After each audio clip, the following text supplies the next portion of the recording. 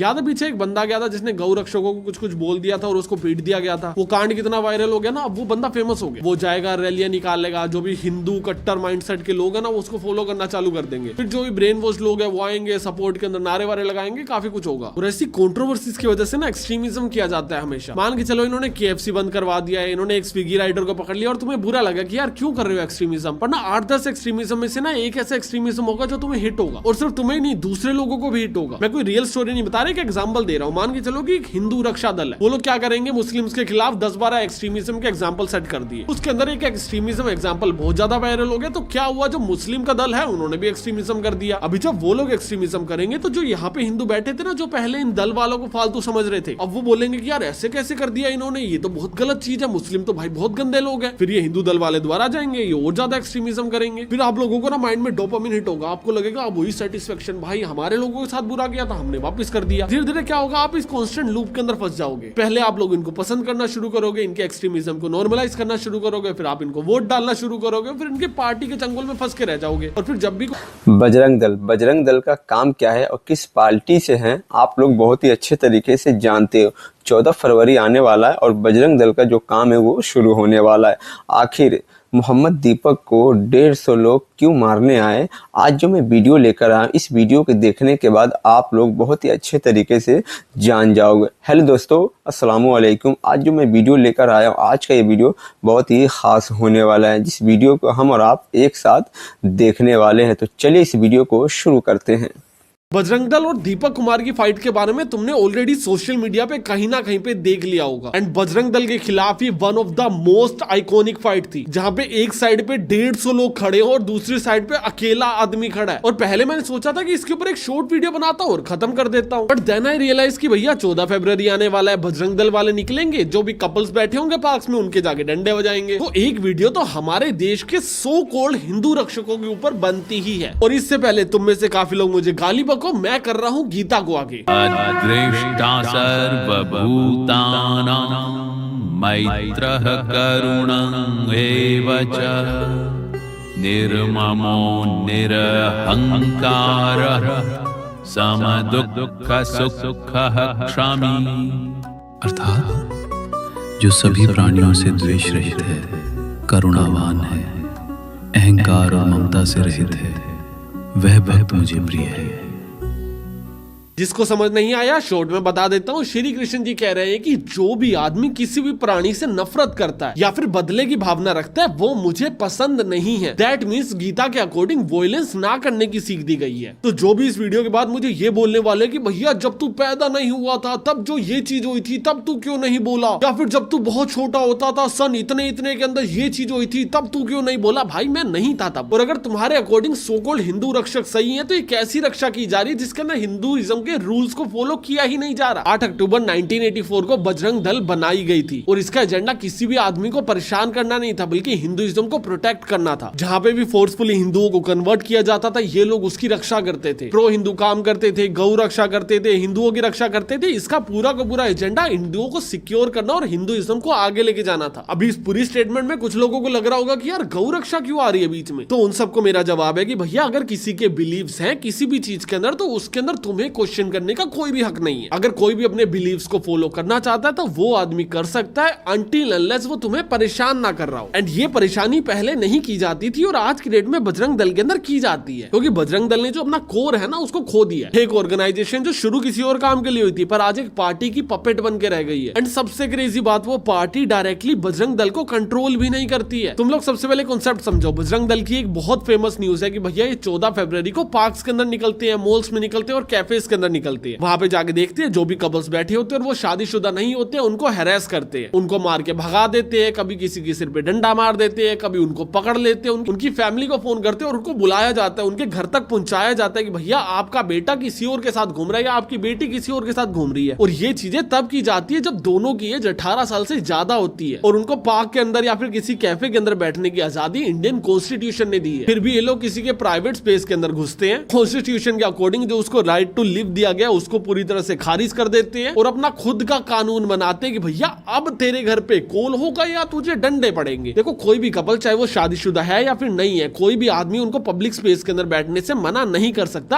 Until unless वो कोई obscene activities कर रहे हो। और अगर कोई भी कपल पब्लिकली ऑब्सीन एक्टिविटीज कर भी रहे हैं तब भी आप लोग उनको जाके बजा नहीं सकते हो, आप जाके पुलिस को कंप्लेंट करोगे। कानून हाथ में नहीं ले सकते हो, आप कॉन्स्टिट्यूशन के खिलाफ नहीं जा सकते हो, आप जाके सिर्फ और सिर्फ पुलिस को बता सकते हो कि भैया यहाँ पे ऑब्सीन एक्टिविटीज चल रही है, मैं अनकंफर्टेबल हो रहा हूँ, मैं पार्क में घूमने आया हूँ। उसके बाद जो भी एक्शन लेगी वो पुलिस लेगी, आपका बीच में कोई भी रोल नहीं है। और ये बेसिक सी चीज मैक्सिमम लोगों को समझ ही नहीं आती है। और इसको समझाने के लिए ना मैं तुम्हें दूसरे धर्म का एक एग्जांपल देता हूँ। इस्लाम धर्म में ना एक कॉन्सेप्ट होता है दैट इज कॉल्ड हराम। हराम क्या होता है कि जब भी आप लोग एक अनऑफिशियल रिलेशनशिप के अंदर होते हैं ना उसको हराम बोला जाता है। फॉर एग्जांपल आपकी शादी नहीं हुई है, स्टिल आप किसी लड़की को डेट कर रहे हो तो उसको हराम रिलेशन बोला जाएगा। अभी मुस्लिम्स क्या करते हैं, ये हराम रिलेशन के कॉन्सेप्ट को फॉलो करते हैं। अभी कुछ मुस्लिम्स इसको मानते हैं, कुछ मुस्लिम नहीं मानते हैं। कुछ मुस्लिम बोलते हैं कि भैया मैं किसी भी लड़की के साथ रिलेशनशिप में नहीं आऊंगा, डायरेक्टली शादी करूंगा। और दूसरी तरफ कुछ मुस्लिम बोलते हैं कि भैया मेरे को शादी वादी नहीं करनी, मुझे डेट करना है। अब जिसका जो मन है वो आदमी वो कर रहा है। अभी मान के चलो कि जो आदमी ये सोच रहा है कि भैया मैं डेट नहीं करूंगा, मैं डायरेक्टली शादी करूंगा, एक दिन वो सोचे कि भैया मैं अकेला नहीं करूंगा, मेरे आसपास के शहर में जितने भी हिंदू मुस्लिम सिख भाई बहन है सभी को ये करवाऊंगा। तो या तो डायरेक्टली कोई भी कपल शादी करेगा या फिर वो बाहर मिल भी नहीं सकता। और यही चीज को अपने मन के अंदर एक कानून बना के वो डंडा लेके सड़क पे निकल पड़े और जो भी हिंदू कपल्स बैठे हो, मुस्लिम कपल्स बैठे हो, सबके जाके डंडे मारने शुरू कर दे। तो क्या ये चीज जस्टिफाइड होगी? और अगर नहीं तो ये बजरंग दल की तरफ से कैसे जस्टिफाइड है? अगर आप लोगों ने एक ऑर्गेनाइजेशन बनाई और उसके अंदर आप लोगों ने डिसाइड किया कि भैया हम लोग डेट नहीं करेंगे क्योंकि ये सो कॉल्ड हिंदुइज्म के खिलाफ है, तो जो भी लोग उस ऑर्गेनाइजेशन को ज्वाइन कर रहे हैं वो लोग डेट करना छोड़ेंगे ना। वो लोग दूसरों पे थोपना थोड़ी चालू कर देंगे कि भैया साला किसी को डेट ही नहीं करने देंगे। आप लोग किसी के प्राइवेट स्पेस में एंटर नहीं कर सकते हो कॉन्स्टिट्यूशन का उल्लंघन करके। बहुत सिंपल सा गेम है, बट एक्चुअल में होता क्या, पुलिस रख लेती है मुंह के ऊपर उंगली और ऐसा दिखाया जाता है कि भैया देश का कानून हिंदू धर्म के अकॉर्डिंग बनाया गया। फॉर एग्जांपल अफगानिस्तान के अंदर कुछ टाइम पहले अर्थक्वेक आया था और काफी सारी महिलाएं मलबे के नीचे दब के मर गई। और उसका रीजन ये नहीं था कि भैया उनको रेस्क्यू नहीं किया जा सका, इसका रीजन ये था कि उनको रेस्क्यू किया ही नहीं गया। और उनको रेस्क्यू क्यों नहीं किया गया? क्योंकि उनके मर्द आसपास नहीं थे और किसी भी पराई औरत को छूना या फिर उठाना उनके रूल्स के खिलाफ है। क्योंकि अफगानिस्तान के अंदर इस्लामिक रिजीम फॉलो की जाती है, मतलब उनके वहां के देश के जितने भी लॉज बनाए गए हैं ना वो इस्लामिक धर्म को देख के बनाए गए हैं। बट इंडिया के अंदर ऐसा नहीं होता, हिंदू धर्म को देख के कॉन्स्टिट्यूशन नहीं बनाया गया। कॉन्स्टिट्यूशन आपको पावर देता है कि आप लोग किसी भी धर्म को प्रैक्टिस कर सकते हो पर्सनली। कोई आपके बिलीव्स की डिसरिस्पेक्ट नहीं कर सकता, पर आप लोग अपने बिलीव्स किसी के ऊपर थोप नहीं सकते हो। बट एग्जैक्टली बजरंग दल के अंदर क्या और क्यों और कब से चल रहा है ये चीज जानने से पहले ना तुम लोग दीपक का केस समझो। अभी दीपक का केस इस जगह पे इसलिए इंटीग्रेट कर रहा हूं क्योंकि तुम्हें समझ आएगा कि एक्चुअल में बजरंग दल काम कैसे करता है। 26 जनवरी 2026 को उत्तराखंड के कोटवार विलेज के एक दुकान के अंदर बजरंग दल की टीम पहुंच जाती है। दुकान का नाम था बाबा और उसके अंदर बेची जाती थी स्कूल यूनिफॉर्म। और जो बाबा दुकान के मालिक थे वो एक मुस्लिम अंकल थे। उनको जाके बोला गया कि आपकी दुकान से थोड़ा सा आगे ना बाबा नाम से एक मंदिर भी है, तो आप लोग अपनी दुकान का नाम ना बाबा रख नहीं सकते हो, तो एक काम करो इसको चेंज कर दो। ताऊ जी ये बाबा नाम हटाओ आप, या तो बाबा बन जाओ। पर ये बाबा हटवाओ भी है, हमारे सिद्ध बाबा है। अभी वो जो मुस्लिम अंकल थे उन्होंने बोला कि भैया मैं कैसे चेंज कर दूं, मेरा तो 30 साल से यही नाम है, मेरी तो गुडविल खराब हो जाएगी। अभी मुझे पता है कि तुम्हें गुडविल पता है, पर कुछ यहाँ पे बजरंग दल सपोर्टर्स भी होंगे ना, उनको बता देता हूँ गुडविल क्या होता है। मान के चलो कि एक ऑर्गेनाइजेशन का आज की डेट में नाम है बजरंग दल, कल को अगर हम इसका नाम बदल के राम या फिर शिव दल कर देते हैं तो नाम तो अच्छा है, पर जितने लोग बजरंग दल को जानते हैं उतने लोग राम दल या फिर शिव दल को नहीं जानते होंगे ना। आपको राम दल या फिर शिव दल से दोबारा अपनी पहचान बनानी पड़ेगी, वो भी शुरू से। तो जो भी आप लोगों को शायद आज की डेट में फंडिंग अगर मिलती है तो वो कम मिलेगी। जो भी लोग बजरंग दल को बजरंग दल के नाम से ज्वाइन करते हैं वो ज्वाइन करना बंद कर देंगे, क्योंकि लोगों ने शिव दल या फिर राम दल पहले सुना ही नहीं होगा। वो थोड़े स्पेक्टिकल होंगे कि भैया जाना चाहिए या फिर नहीं जाना चाहिए, हमारी आइडियोलॉजीज उनसे मैच होगी या फिर नहीं होगी, क्योंकि लोग बजरंग दल के बारे में जानते हैं। ऐसे अंकल की दुकान को बाबा के नाम से पिछले 30 सालों से लोग जानते हैं, और ये एकदम से एंट्री लेते हैं और कहते हैं भाई एक काम कर नाम चेंज कर। और इसलिए चेंज कर क्योंकि बाबा नाम हिंदू धर्म का नाम है। और ये चीज सुन के मैं अलग ही हैरान कि यार बाबा पे कब पेटेंट करवा दिया हमने। बाबा तो कल्चरल नाम नहीं है क्या? थोड़े से बूढ़े अंकल को भी बाबा बोल देते हैं। हिंदुइज्म के अंदर ये जो गुरु होते हैं उनको भी बाबा बोल देते हैं, भगवान को भी बाबा बोल देते हैं, किसी के आगे भी लगा देते हैं यार। हम तो मैं कंफ्यूज था, मैंने जाके जेमिनी से पूछा कि भैया ये हमारा पेटेंट करवा रखा क्या हिंदुओं ने? वो भी कह रहे यार हमारा नहीं है, पर ठीक है एक बार को मान लेते कि भैया बाबा नाम हिंदुओं का। पर आपने मुंह उठाया, पहुंच गए और बोला कि चल भाई चेंज कर 30 साल पुराना नाम। और आपको ये पावर फॉर्चुनेटली इंडियन कॉन्स्टिट्यूशन नहीं देता है। और यही बात वहां पे खड़े दीपक को भी पता थी कि भैया जिस दिन कॉन्स्टिट्यूशन लागू हुआ था उसी दिन पे कॉन्स्टिट्यूशन का उल्लंघन किया जा रहा है। अभी दीपक भाई का थोड़ा सा बैकग्राउंड दे देता हूँ। दीपक भाई प्रोफेशनल बॉडी बिल्डर है, उनका खुद का एक जिम भी है, उनकी मॉम चाय बेचती है और उनके फादर नहीं है। छोटी सी फैमिली फैमिली है, पूरा सूरा परिवार है, मिल बांट के चला रही है। दीपक भाई वहां गए, उन्होंने पूछा कि भैया ऐसे कैसे नाम चेंज कर दे, आप कौन हो तो चेंज करवाने वाले, और 3-4 लॉजिकल क्वेश्चन पूछ दिए। शरीफ भाई का भारी था, उनको भगा दिया। अभी भागते टाइम बजरंग दल वालों ने पूछ लिया कि भैया आपका नाम क्या है, तो उन्होंने बोल दिया भैया मेरा नाम है मोहम्मद दीपक। आपका नाम क्या है भैया? अपना नाम? मेरा नाम मोहम्मद दीपक है भाई। मोहम्मद दीपक है आपका नाम? और इस चीज की वीडियो बनाई बजरंग दल ने और सोशल मीडिया के ऊपर डाल दी, और अब वो वीडियो हो चुकी है वायरल। बजरंग दल को लगा था उनको सपोर्ट मिलेगा, पर एक्चुअल में दीपक को सपोर्ट मिल रहा है। इस चीज से बजरंग दल को लगा कि यार हम लोग ना बाजी हार रहे हैं, तो इन्होंने क्या किया, 150 लोग देहरादून से इकट्ठे हुए और दीपक भाई को मारने चले गए। और जो दीपक भाई का जिम था उसके बाहर जाके घेरा लगा लिया। अभी जब 150 लोग किसी आदमी को मारने जा रहे हैं तो पुलिस क्या करेगी, रोकेगी, संभालेगी, कंट्रोल करेगी। कुछ वीडियोस निकल के आ रही है जिसके अंदर पुलिस वाले ना गाड़ियां हटा के रास्ता क्लियर कर रहे हैं कि महाराज यहाँ से जाओ पीटने। रोक रही है पुलिस, आगे आगे पुलिस की गाड़ी जा रही है, पीछे पीछे जा रहे हैं, जैसे रोड क्लियर करती जा रही है पार्टी, एडवांस पार्टी। उसके बाद 150 लोग दीपक भाई के जिम के बाहर पहुंच जाते हैं और वहां जाके नारे लगाए जाते हैं, जो है दीपक मुल्ले के साथ में चूड़ी पहन लो हाथ में। अभी जो स्लोगन है ना, 3 तरह से प्रॉब्लमेटिक है। एक तो ये साला सेक्सिस्ट बहुत है, एक ये रेसिस्ट बहुत है, और तीसरा ये ऑफेंसिव भी बहुत है भाई। और ये नारे लगाते टाइम दीपक को मारने की धमकियां दी जा रही थी, उसकी माँ बहन को गालियां दी जा रही थी। और एक बंदा क्या करता है, भाग के पुलिस को टाप के दीपक को मारने उसकी जिम के अंदर जाने की कोशिश करता है। और ये तो उसकी किस्मत अच्छी थी कि भैया पुलिस वालों ने रोक लिया, नहीं तो तुम लोग देखो कि टाप के कौन जा रहा था। ये है वो आदमी और ये है दीपक भाई का शरीर। एक कौन ही मारता ना दीपक, ये आदमी लंगड़ी कुतिया की तरह घूमता सारा दिन, पर फिर भी ये खत्म शरीर ना दीपक को मारने जा रहा था। पता क्यों? क्योंकि पीछे ना झुंड खड़ा है, ये सारे के सारे मर्द झुंड के अंदर आ रखे हैं एक आदमी को मारने। 150 लोग मिलके एक आदमी को डरा रहे हैं। ऐसे ही तो मर्द लोग काम करते हैं, यही तो है हमारे असली मर्द। उसके बाद और पुलिस फोर्स आती है, पूरी की पूरी भीड़ को कंट्रोल किया जाता है, पूरी की पूरी भीड़ को वापस देहरादून भेज दिया जाता है। और इतना बड़ा इंसिडेंट हुआ भाई, 150 लोग इकट्ठे हो गए, तो भाई एफआईआर तो होनी थी। तो पुलिस ने एफआईआर कर दी दीपक भाई के खिलाफ। कोई सिस्टम कितना ही खोखला हो सकता है, जिस आदमी को मारने के लिए 150 लोग आ रखे हैं उसी के ऊपर एफआईआर कर दी। क्योंकि एक्चुअल में पुलिस के ना ऐसे हाथ बांध रखे ना सरकार ने कि भाई इनके खिलाफ कुछ नहीं करना। क्यों? क्योंकि ये सरकार के पपेट्स हैं, ये सरकार को बेनिफिट बहुत देते हैं। तुम्हें एक बार को देख के लगता होगा कि यार ऐसे लोगों को तो हम लोग देख के ऐसे घिन खा जाते हैं, हम तो भैया इनको मानते ही नहीं, हम तो इनको क्लाउन बोल देते हैं, पर एक्चुअल में सरकार को बहुत बेनिफिट देते हैं। मैं आगे समझाऊंगा कैसे। बट जब एसपी से पूछा गया कि भैया उन लोगों के खिलाफ एफआईआर क्यों नहीं हुई, तो एसपी सर पता क्या बोलते हैं, वो बोलते हैं यार 150 लोग आए हुए थे, हमसे संभल ही नहीं रहे थे, हमको तो याद ही नहीं कौन कौन आया था, तो एफआईआर किसके खिलाफ करें आप बताओ। और जो मीडिया वाला ये चीज पूछ रहा था ना कि भैया एफआईआर क्यों नहीं हुई, उसने एक वीडियो खोली, सारी दिखा दी कि देखो भैया ये गाड़ी नंबर है, ये लोगों की शक्लें, बताओ कौन नहीं पहचाना जा रहा। तो उसके बाद पुलिस वाला जवाब देने से ही मना कर देता है, वो कहता भैया आप और दंगे मत भड़काओ, आप चले जाओ। आप देख लीजिए ना कितने बजे मैं सर इतने वीडियो है मेरे पास, वीडियो में लड़के पहचाने जा रहे हैं जो गालियां दे रहे हैं, ये लड़के चल रहे हैं। और इस सब के बाद दीपक के ऊपर फेक एफआईआर कर देते हैं। बट वो सारे क्लाउन जो किसी की नजर में सही नहीं। आप लोग हिंदुइज्म के कितने मर्जी सपोर्ट में आ जाओ, कोई ऐसा आदमी नहीं होगा जो बोल रहा होगा कि भैया बजरंग दल ने एकदम सही किया। फिर भी सरकार ऐसे क्लाउन्स को ना प्रोटेक्ट बहुत करती है। कानों बालिया क्यों डाल रखी तुमने? दुकान का नाम लक्की क्यों डाला हुआ तुमने? मैं हिंदू में नहीं जाता, किसी मुसलमान की दुकान पे उनका ठीक नहीं रखा, बिना मोहम्मद सारिफ नहीं करता। क्या तुम्हारे धर्म के अंदर कानों के अंदर बालियां डाली जाती है? चलो फिर हाथों में कलावा भी बांध देगा, तुम फिर हिंदू लड़की के साथ लवजात करेगा। अभी ये लोग इकट्ठे हो गए एक मुस्लिम आदमी को जाके बोल रहे हैं कि भैया तेरे तो ये झुमका डालना हराम है ना, तो तूने क्यों डाल रखा है? आज तूने झुमका डाल दिया, कल को तू कलावा बांध लेगा, परसों को तू लव जिहाद भी कर देगा। और उसको सुना रहे हैं, धमका रहे हैं कि भाई इसको हटा।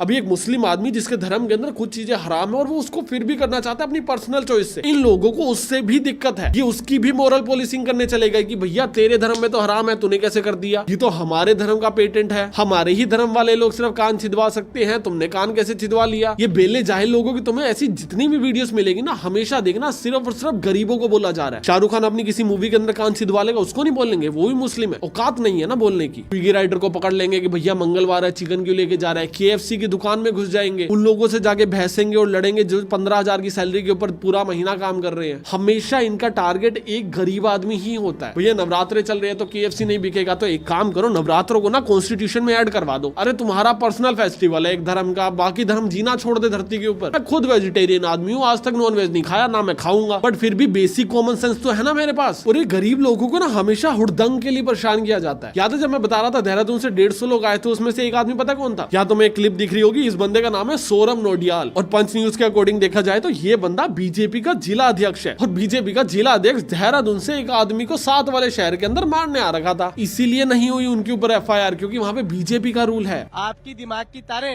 ये प्रोटीन खा के थोड़ी हिल रखी हैं। इनका इलाज बजरंग दल अपनी तरीके से करेगा, आप टेंशन मत लिए, आप टारगेट पे हैं, टारगेट पे। आज तो तू भाग गया और तू हमारे टारगेट में है, और किसी दिन देहरादून मिल, उस दिन बताते हैं हमें तुझे। यहाँ से तो तू भाग गया, तेरे जिम के सामने आए थे, परंतु तू यहाँ खड़ा नहीं रह पाया।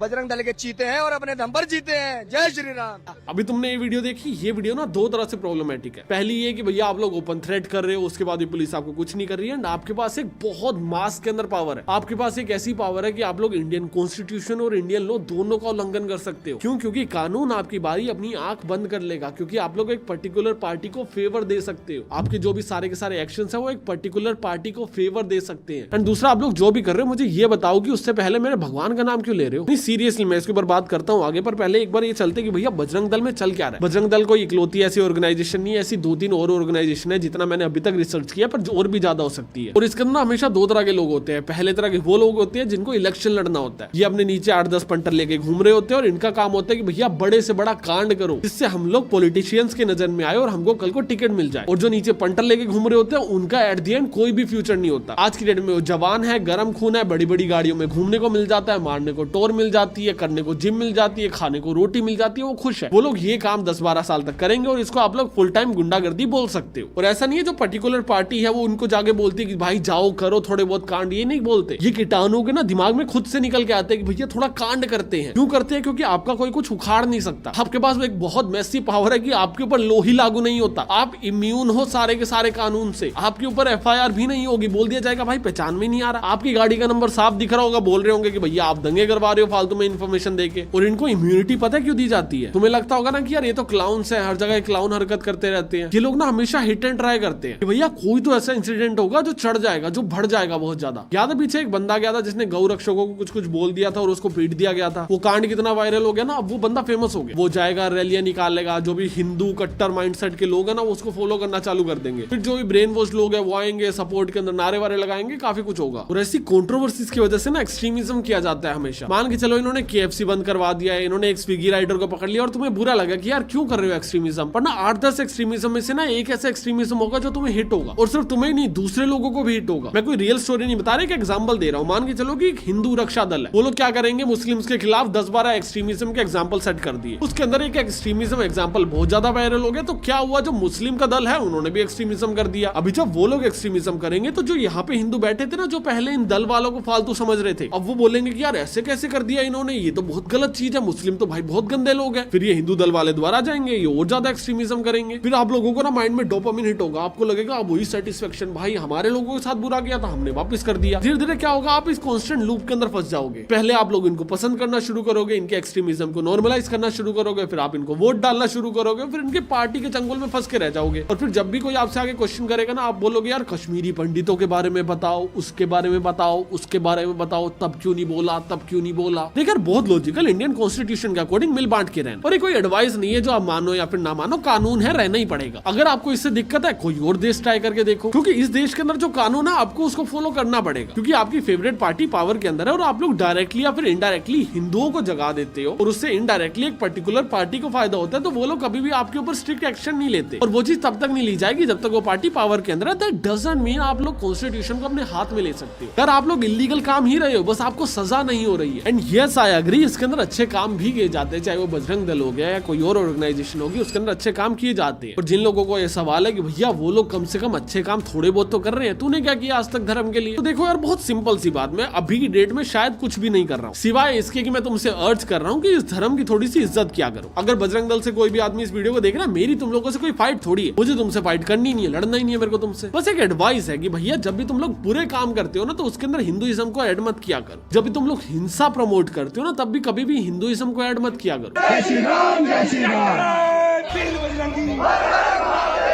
राम का नाम ले लिया, हनुमान का नाम ले लिया, उसके बाद जाके किसी मुस्लिम को मार दिया, ये चीजें गलत है। आप जो चीजें अच्छी करते हो उसके ऊपर तो कोई क्वेश्चन ही नहीं है ना कि हाँ भाई करते हो, बट वो आपको पावर नहीं दे देता कि आप बुरे काम भी करोगे। मैं तुम्हें इस चीज का ना एक एग्जांपल देता हूँ। मैं ना बचपन में रामलीला किया करता था, अभी बचपन की बात है, 7वीं 8वीं क्लास के अंदर होते थे और हमने 4 साल लगातार रामलीला की है। और मैं हर बार लक्ष्मण का रोल प्ले करता था। तो हमारा प्रोसेस क्या होता था, हम लोग 1.5 महीना पहले शुरू कर देते थे, घर घर जाके चंदा मांगते थे और 14 दिन की रामलीला करते थे। उस चंदे से टेंट खड़ा करते थे, कॉस्ट्यूम्स बाय करते थे, राइटर्स लेते थे, बुक लेते थे, सब कुछ खुद खुद ही से मैनेज करते थे बच्चे बच्चे मिलके। और कुछ जो अंकल्स होते थे जो सोसाइटी के अंदर होते थे वो थोड़ा बहुत मदद कर देते थे, रिहर्सल कैसे करनी है, टेंट वगैरह कहाँ से जुगाड़ करना, और हम लोग रामलीला करते थे। अभी 8th 9th क्लास के बच्चे हैं, गरम खून है, सारे के सारे जवान हो रखे हैं, सेम एज के हैं, तो एक दूसरे को गालियां बहुत देते थे हम लोग। और उस टाइम पे कूल भी लगता था ना कि भैया नई नई गालियां सीखिए, हम तो देंगे। तो हम लोग जब रिहर्सल कर रहे होते थे ना, हम लोग तब भी एक दूसरे को गालियां दे रहे होते थे, वो भी कॉस्ट्यूम पहन के। तो एक दिन हम एक दूसरे को गालियां दे रहे थे, मस्ती मजाक कर रहे थे ना, पीछे से एक अंकल ने एंटर किया और उन्होंने बोला कि यार मत करो रामलीला, अगर तुम लोगों को राम की कॉस्ट्यूम पहन के ऐसे डिसरिस्पेक्ट ही करना ना तो मत करो, या फिर जब तक रामलीला कर रहे हो तब तक गाली देना बंद करो। और हमने एक्चुअल में उस चीज को माना, हमने गाली देना बंद कर दिया। 8वीं क्लास का वो बच्चा, सिर्फ मैं मेरी बात भी नहीं कर रहा, उस पूरे सोसाइटी के सारे बच्चों ने, जो बच्चा रामलीला के अंदर पार्टिसिपेट करता था सभी ने गाली देना ही बंद कर दिया। और जो कोई दे भी देता था तो भाई खुद से माफी मांगता था 50 बार की भैया अगली बार नहीं निकलेगी। उस टाइम पे उस छोटे बच्चे के दिमाग के अंदर भी ये था कि भैया डिसरिस्पेक्ट नहीं करना है धर्म का। अगर आप लोग अवेयरनेस नहीं कर पा रहे हो तो डिसरिस्पेक्ट तो एटलीस्ट मत करो। और आप लोग जो भी कर रहे हो वो कानूनन रूप से एक अपराध है, बट क्योंकि एक पर्टिकुलर पार्टी आपको सपोर्ट कर रही है तो आपका अपराध माना ही नहीं जा रहा है। बट दैट डजंट मीन आप लोग एक धर्म को भी डिसरिस्पेक्ट करोगे ना। आज के डेट में कितने जोक्स बनते हैं ना कि भैया मुस्लिम आदमी है, इसका बैग चेक करो बम निकलेगा। बोलते हैं ना कि भैया हर मुसलमान टेररिस्ट नहीं होता, पर हर टेररिस्ट मुसलमान ही होता है। अब ये क्या, ये चीजें स्टीरियोटाइप बन चुकी है। क्यों बन चुकी है? क्योंकि भैया बहुत बार ऐसी चीजें हुई हैं, बहुत बार टेरर एक्टिविटीज से पहले या फिर बम फोड़ने से पहले ना अल्लाह का नाम लिया गया है। अल्लाह आपको जन्नत देंगे, सो कॉल्ड नैरेटिव्स को प्रमोट करके लोगों को रेडिकलाइज किया गया, उनका माइंड वॉश किया गया। इसी तो मैं अक्सर आप लोगों को कहता हूँ ना कि आप अल्लाह से दुआ करें, अल्लाह हमें बगैर हिसाब किताब के जन्नत में दाखिल फरमा,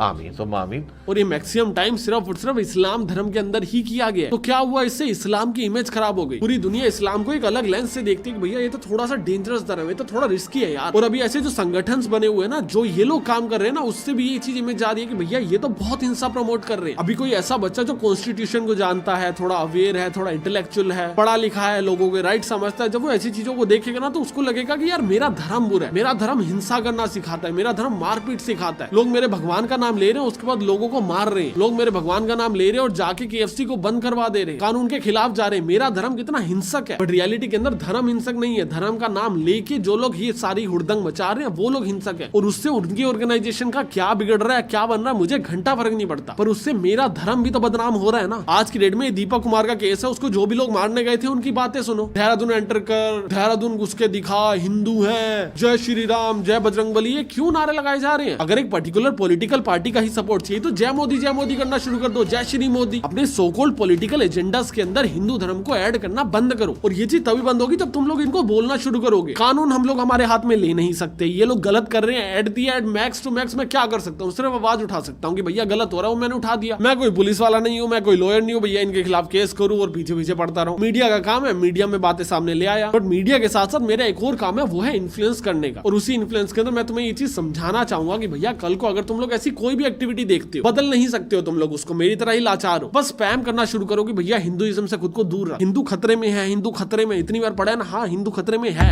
हिंदुओं से खतरे में है हिंदू, ये हिंसक माइंडसेट से खतरे में है हिंदू। और मिल बांट के इसको बचा लो, प्राउड से बोलते हो ना भैया हमारे धर्म के अंदर हिंसा नहीं सिखाई जाती, हमारा धर्म वन ऑफ द ओल्डेस्ट धर्म है। जो प्राउड है ना इसको अपने साथ रखो। धर्म की इमेज वो मत बनने दो जिससे आपको कल को एक्सेप्ट करने में शर्म आए कि भैया मैं हिंदू धर्म से हूँ। बहुत अच्छी खासी इमेज है हिंदू धर्म की, इन लोगों के हाथों से छीनो वो पावर। आपके धर्म की रिप्रेजेंटेशन पहले फेक बाबाओं ने करी और अब ये लोग कर रहे हैं। स्टैंड लेना शुरू करो थोड़ा बहुत। बाकी तुम्हारा इसके ऊपर क्या ओपिनियन है मुझे कमेंट सेक्शन में बताना। मैं तुमसे मिलता हूँ। आप लोगों ने इस वीडियो को देखा, इस वीडियो के देखने के बाद आप लोग समझ गए होंगे कि बजरंग दल कैसे और किस तरीके से काम करता है। अब देख लो कि मोहम्मद दीपक को नाम चेंज करने के लिए कहा जाता है, लेकिन वो इनकार हो जाते हैं, बोलते हैं कि मैं नाम चेंज नहीं करूंगा। तभी देहरादून से 150 लोग आते हैं मोहम्मद दीपक को मारने के लिए। और गजब की बात यह है कि जो 150 लोग हैं उन पे FIR नहीं होता है, हालांकि उल्टा ही FIR मोहम्मद दीपक के नाम पे कर दिया जाता है, वो भी फेक FIR। हालांकि कुछ नहीं होता। ये जो सिस्टम है ना ये अंदर तक खोखला है और इसका इलाज पता नहीं कब होगा या होगा भी कि नहीं होगा, ये तो खैर वक्त ही बताएगा। आप लोग का क्या कहना है आप लोग मुझे कमेंट करके ज़रूर बताना। और इस वीडियो को ज़्यादा से ज़्यादा शेयर कीजिएगा। ये वीडियो पसंद आया तो इस वीडियो को लाइक ज़रूर कीजिएगा और चैनल पर नए हो तो चैनल को सब्सक्राइब ज़रूर कर लीजिएगा। फिर मिलते हैं एक नई वीडियो के साथ।